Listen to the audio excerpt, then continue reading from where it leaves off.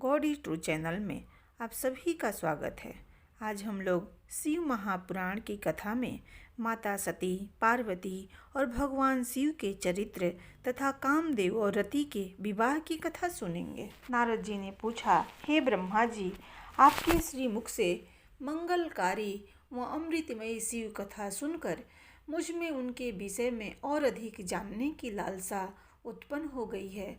अतः भगवान शिव के बारे में मुझे बताइए। विश्व की सृष्टि करने वाले हे ब्रह्मा जी, मैं सती के विषय में भी जानना चाहता हूँ। सदाशिव योगी होते हुए भी एक स्त्री के साथ विवाह करके गृहस्थ कैसे हो गए? उन्हें विवाह करने का विचार कैसे आया? जो पहले दक्ष की कन्या थी, फिर हिमालय की कन्या हुई, वे सती किस प्रकार शंकर जी को प्राप्त हुई? पार्वती ने किस प्रकार घोर तपस्या की और कैसे उनका विवाह हुआ? कामदेव को भस्म कर देने वाले भगवान शिव के आधे शरीर में वे किस प्रकार स्थान पा सकी? उनका अर्धनारीश्वर रूप क्या है? हे प्रभु, आप ही मेरे इन प्रश्नों के उत्तर दे सकते हैं। आप ही मेरे संशयों का निवारण कर सकते हैं। ब्रह्मा जी ने कहा, हे नारद, देवी सती और भगवान शिव का शुभ यश पवन पावन, दिव्य और गोपनीय है। उसके रहस्य को वे ही समझते हैं। सर्वप्रथम तुम्हारी प्रार्थना पर मैं सती के चरित्र को बताता हूँ। पहले मेरे एक कन्या पैदा हुई, जिसे देखकर मैं काम पीड़ित हो गया। तब रुद्र ने धर्म का स्मरण कराते हुए मुझे बहुत धिक्कारा। फिर वे अपने निवास कैलाश पर्वत को चले गए। उन्हें मैंने समझाने की कोशिश की, परंतु मेरे सभी प्रयत्न निष्फल हो गए। तब मैंने शिव जी की आराधना की। शिव जी ने मुझे बहुत समझाया, परंतु मैंने हठ नहीं छोड़ा और फिर रुद्रदेव को मोहित करने के लिए शक्ति का उपयोग करने लगा। मेरे पुत्र दक्ष के यहाँ सती का जन्म हुआ। वह दक्ष सुता उमा नाम से उत्पन्न होकर कठिन तप करके रुद्र की स्त्री हुई। रुद्र ने गृहस्थ आश्रम में सुखपूर्वक समय व्यतीत किया। उधर शिव जी की माया से दक्ष को घमंड हो गया और वह महादेव जी की निंदा करने लगा। दक्ष ने एक विशाल यज्ञ का आयोजन किया। उस यज्ञ में दक्ष ने मुझे, विष्णु जी को और सभी देवी देवताओं को और ऋषि मुनियों को निमंत्रण दिया, परंतु महादेव शिव जी एवं अपनी पुत्री सती को उस विशाल यज्ञ का निमंत्रण नहीं दिया। सती को जब इस बात की जानकारी मिली तो उन्होंने शिव चरणों में वंदना कर उनसे दक्ष यज्ञ में जाने की इच्छा प्रकट की। भगवान शिव ने सती देवी को बहुत समझाया कि बिना बुलाए ऐसे आयोजनों में जाना अपमान और अनिष्टकारक होता है, लेकिन सती ने जाने का हठ किया। शिव ने भावी को देखते हुए आज्ञा दे दी। शिव सर्वज्ञ हैं। सती पिता के घर चली गई। वहाँ यज्ञ में महादेव जी के लिए भाग न देखकर और अपने पिता के मुख से अपने पति की घोर निंदा सुनकर उन्हें बहुत क्रोध आया। वे महादेव की निंदा सहन न कर सकी और उन्होंने उसी यज्ञ कुंड में कूदकर अपने शरीर का त्याग कर दिया। जब इसका समाचार शिव तक पहुंचा तो वे बहुत कुपित हुए। उन्होंने अपनी जटा का एक बाल उखाड़कर वीरभद्र नामक अपने गण को उत्पन्न किया। भगवान शिव ने वीरभद्र को आज्ञा दी कि वह दक्ष के यज्ञ का विध्वंस कर दें। वीरभद्र ने शिव आज्ञा का पालन करते हुए यज्ञ का विध्वंस कर दिया और दक्ष का सिर काट दिया। इस उपद्रव को देखकर सभी लोग भगवान शिव की प्रार्थना करने लगे। तब भगवान शिव ने दक्ष को पुनः जीवित कर दिया और उनके यज्ञ को पूर्ण कराया। भगवान शिव सती के मृत शरीर को लेकर वहाँ से चले गए। उस समय सती के शरीर से उत्पन्न ज्वाला पर्वत पर गिरी थी। वही पर्वत आज भी ज्वालामुखी के नाम से पूजित है। आज भी उसके दर्शन से मनोकामनाएं पूरी होती है। वही सती दूसरे जन्म में हिमाचल के घर में पुत्री के रूप में प्रकट हुई, जिनका नाम पार्वती था। उन्होंने कठोर तप द्वारा पुनः महादेव शिव को अपने पति के रूप में प्राप्त कर लिया। सुत जी बोले, हे ऋषियों, ब्रह्मा जी के ये वचन सुनकर नारद जी पुनः पूछने लगे, हे ब्रह्मा जी, मैं सती और शंकर जी के परम पवित्र व दिव्य चरित्र को पुनः सुनना चाहता हूँ कि सती की उत्पत्ति कैसे हुई और महादेव जी का मन विवाह करने के लिए कैसे तैयार हुआ। दक्ष से नाराज होकर देवी सती ने अपनी देह को कैसे त्याग दिया और फिर कैसे हिमाचल की पुत्री पार्वती के रूप में जन्म लिया। उनके तप, विवाह, कामनाश आदि की सभी कथाएं मुझे सविस्तार सुनाने की कृपा करें। ब्रह्मा जी बोले, हे नारद, पहले भगवान शिव निर्गुण, निर्विकल्प, निर्विकारी और दिव्य थे, परंतु देवी उमा से विवाह करने के बाद वे सगुण और शक्तिमान हो गए। उनके बाएं अंग से ब्रह्मा जी उत्पन्न हुए और दाएं अंग से विष्णु उत्पन्न हुए। तभी से भगवान सदाशिव के 3 रूप ब्रह्मा, विष्णु और रुद्र सृष्टिकर्ता, पालनकर्ता और संहारकर्ता के रूप से विख्यात हुए। उनकी आराधना करते हुए मैं सुरासुर सहित मनुष्य आदि जीवों की रचना करने लगा। मैंने सभी जातियों का निर्माण किया। मैंने ही मरीच, अत्रि, पुलह, पुलस्त्य, अंगिरा, कर्तु, वशिष्ठ, नारद, दक्ष और भृगु की उत्पत्ति की और ये मेरे मानस पुत्र कहलाए। तत्पश्चात मेरे मन में माया का मोह उत्पन्न हो गया। तब मैंने हृदय से अत्यंत मनोहारी और सुंदर रूप वाली नारी प्रकट हुई। उसका नाम संध्या था। वह दिन में क्षीण होती, परंतु रात में उसका रूप सौंदर्य और निखर जाता था। वह सायं संध्या ही थी। संध्या निरंतर मंत्र का जाप करती थी। उसके सौंदर्य से ऋषि मुनियों का मन भी भ्रमित हो जाता था। इसी प्रकार मेरे मन से एक मनोहर रूप वाला पुरुष भी प्रकट हुआ। वह अत्यंत सुंदर और अद्भुत रूप वाला था। उसके शरीर का मध्य भाग पतला था। वह काले बालों से युक्त था। उसके दांत सफेद मोतियों से चमक रहे थे। उसके श्वास से सुगंधित निकल रही थी। उसकी चाल मदमस्त हाथी के समान थी। उसकी आंखें कमल के समान थी। उसके अंगों में लगे केसर की सुगंध नासिका को तृप्त कर रही थी। तभी उस रूपवान पुरुष ने विनय पूर्वक अपने सिर को मुझ ब्रह्मा के सामने झुकाकर मुझे प्रणाम किया और मेरी बहुत स्तुति की।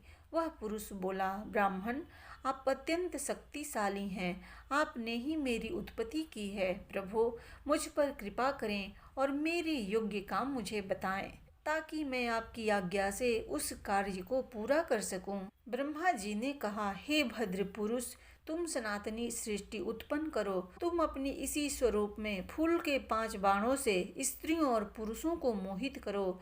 इस चराचर जगत में कोई भी जीव तुम्हारा तिरस्कार नहीं कर पाएगा। तुम छिपकर प्राणियों के हृदय में प्रवेश करके सुख का हेतु बनकर सृष्टि का सनातन कार्य आगे बढ़ाओ। तुम्हारे पुष्पमय बाण समस्त प्राणियों को भेद कर उन्हें मदमस्त करेंगे। आज से तुम पुष्प बाण के नाम से जाने जाओगे। इसी प्रकार तुम सृष्टि के प्रवर्तक के रूप में जाने जाओगे। ब्रह्मा जी ने कहा, हे नारद, सभी ऋषि मुनि उस पुरुष के लिए उचित नाम खोजने लगे। तब सोच विचार कर वे बोले, तुमने उत्पन्न होते ही ब्रह्मा का मन मंथन कर दिया है, अतः तुम्हारा नाम मनमंथ होगा। तुम्हारे जैसा इस संसार में कोई नहीं है, इसलिए तुम्हारा दूसरा नाम काम होगा, तीसरा नाम मदन और चौथा नाम कंदर्प होगा। अपने नामों के विषय में जानते ही काम ने अपने 5 बाणों का नामकरण कर उनका परीक्षण किया। काम ने अपने 5 बाणों को हर्षण, रोचन, मोहन, शोषण और मारण नाम से सुशोभित किया। ये बाण ऋषि मुनियों को भी मोहित कर सकते थे। उस स्थान पर बहुत से देवता और ऋषि उपस्थित थे। उस समय संध्या भी वहीं थी। कामदेव द्वारा चलाए गए बाणों के फलस्वरूप सभी मोहित हो गए। सबके मनों में विकार आ गया। सभी काम के वशीभूत हो चुके थे। प्रजापति, मरीचि, अत्रि, दक्ष आदि सब मुनियों के साथ ब्रह्मा जी भी काम के वश में होकर संध्या को पाने की इच्छा करने लगे। ब्रह्मा और उनके मानस पुत्रों सभी को एक कन्या पर मोहित होते देखकर धर्म को बहुत दुख हुआ। धर्म ने धर्म रक्षक त्रिलोकी नाथ का स्मरण किया। तब मुझे देखकर शिव जी हंसे और कहने लगे, हे ब्रह्मा, अपनी पुत्री के ही प्रति तुम मोहित कैसे हो गए? सूर्य का दर्शन करने वाले दक्ष, मरीचि आदि योगियों का निर्मल मन कैसे स्त्री को देखते ही मलिन हो गया? जिन देवताओं का मन स्त्री के प्रति आसक्त हो, उनके साथ शास्त्र संगति किस प्रकार की जा सकती है? इस प्रकार के शिव वचन सुनकर मुझे बहुत लज्जा का अनुभव हुआ और मेरा पूरा शरीर पसीने पसीने हो गया। मेरा विकार समाप्त हो गया, परंतु मेरे शरीर से जो पसीना नीचे गिरा उससे पितृगणों की उत्पत्ति हुई। उससे 64,000 आग्नेयस्वात पितृगण उत्पन्न हुए और 86,000 बहिर्सर्द पितर हुए। एक सर्वगुण संपन्न अति सुंदर कन्या भी उत्पन्न हुई, जिसका नाम रति था। उसका रूप सौंदर्य देखकर ऋतु आदि संखलित हो गए एवं उनसे अनेक पितरों की उत्पत्ति हुई। इस प्रकार संध्या से बहुत से पितरों की उत्पत्ति हुई। शिव जी के वहाँ से अंतर्ध्यान होने पर मैं काम पर क्रोधित हुआ। मेरे क्रोध होने पर काम ने वह बाण वापस खींच लिया। बाण के निकलते ही मैं क्रोध की अग्नि में जलने लगा। मैंने काम को शिव बाण से भस्म होने का श्राप दे डाला। यह सुनकर काम और रति दोनों मेरे चरणों में गिर पड़े और मेरी स्तुति करने लगे तथा क्षमा याचना करने लगे। तब काम ने कहा, हे प्रभु, आपने ही तो मुझे वर देते हुए कहा था कि ब्रह्मा, विष्णु, रुद्र समेत सभी देवता, ऋषि, मुनि और मनुष्य तुम्हारे वश में होंगे। मैं तो सिर्फ अपनी उस शक्ति का परीक्षण कर रहा था, इसलिए मैं निरपराध हूँ। प्रभु, मुझ पर कृपा करें, इस श्राप के प्रभाव को समाप्त करने का उपाय बताएं। इस प्रकार काम के वचनों को सुनकर ब्रह्मा जी का क्रोध शांत हुआ। तब उन्होंने कहा कि मेरा श्राप झूठ नहीं हो सकता, इसलिए तुम महादेव के तीसरे नेत्र रूपी अग्नि बाण से भस्म हो जाओगे। परंतु कुछ समय पश्चात जब शिव जी विवाह करेंगे, अर्थात उनके जीवन में देवी पार्वती आएंगी, तब तुम्हारा शरीर तुम्हें पुनः प्राप्त हो जाएगा। नारद जी ने पूछा, हे ब्रह्मा जी, इसके पश्चात क्या हुआ? आप मुझे इससे आगे की कथा भी बताइए। भगवान काम और रति का विवाह हुआ या नहीं? आपके श्राप का क्या हुआ? कृपया करके इसके बारे में भी मुझे सविस्तार बताइए। ब्रह्मा जी बोले, शिव जी के वहाँ से अंतर्ध्यान हो जाने पर दक्ष ने काम से कहा, हे कामदेव, आपके ही समान गुणों वाली परम सुंदरी एवं सुशीला मेरी कन्या को तुम पत्नी के रूप में स्वीकार करो। मेरी पुत्री सर्वगुण संपन्न है तथा हर तरीके से आपके लिए सुयोग्य है। हे महातेजस्वी मनोभव, यह हमेशा तुम्हारे साथ रहेगी और तुम्हारी इच्छा अनुसार कार्य करेगी। यह कहकर दक्ष ने अपनी कन्या, जो उनके पसीने से उत्पन्न हुई थी, का नाम रति रख दिया। तत्पश्चात कामदेव और रति का विवाह सोल्लास संपन्न हुआ। हे नारद, दक्ष की पुत्री रति बड़ी रमणीय और परम सुंदरी थी। उसका रूप लावण्य मुनियों को भी मोह लेने वाला था। रति से विवाह होने पर कामदेव अत्यंत प्रसन्न हुए। वे रति पर पूर्ण मोहित थे। उनके विवाह पर बहुत बड़ा उत्सव हुआ। प्रजापति दक्ष पुत्री के लिए सुयोग वर पाकर बहुत खुश थे। दक्ष कन्या देवी रति भी कामदेव को पाकर धन्य हो गई। जिस प्रकार बादलों में बिजली शोभा पाती है, उसी प्रकार कामदेव के साथ रति शोभा पा रही थी। कामदेव ने रति को अपने हृदय सिंहासन पर बैठाया तो रति भी कामदेव को पाकर उसी प्रकार प्रसन्न हुई, जिस प्रकार श्री हरि को पाकर देवी लक्ष्मी उस समय आनंद और खुशी से सराबोर कामदेव व रति भगवान शिव का श्राप भूल गए। सुत जी कहते हैं, ब्रह्मा जी का यह कथन सुनकर महर्षि नारद बड़े प्रसन्न हुए और हर्षपूर्वक बोले, हे महामते, आपने भगवान शिव की अद्भुत लीला मुझे सुनाई है। प्रभो, अब मुझे आप यह बताइए कि कामदेव और रति के विवाह के उपरांत सब देवताओं के अपने धाम चले जाने के बाद पितरों और उत्पन्न करने वाली ब्रह्मा कुमारी संध्या कहाँ चली गई? उनका विवाह कब और किससे हुआ? संध्या के विषय में मेरी जिज्ञासा शांत कीजिए। इस प्रकार शिव महापुराण के 5वें अध्याय की कथा संपूर्ण हुई। प्रेम से बोलिए भगवान शिव जी की जय, जगत जननी माता पार्वती जी की जय।